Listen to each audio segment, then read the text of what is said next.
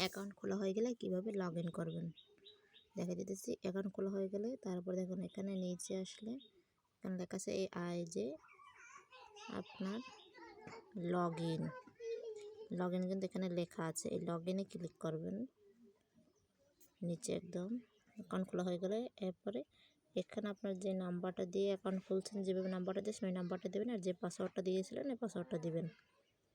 তার জন্য ধরুন এই দেখুন আমি নাম্বারটা দিলাম, যে নাম্বার দিছি আর পাসওয়ার্ড দিলাম। তারপর দেখুন এখানে একটা কোড আছে, কোডটা দিতে হবে। কোডটা হলো এই যে এখানে স্কেচের ভিতরে যে কোডটা থাকবে এই কোডটা এখানে লিখবেন।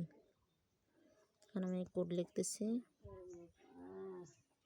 5396। দেখুন কোড লেখা হয়ে গেছে আমার। এই যে এখানে যে কোড এটা এখানে লিখে দিয়েছি। পরে এখানে একটা টিক দিবেন, তারপরে লগ ইনে ক্লিক করবেন।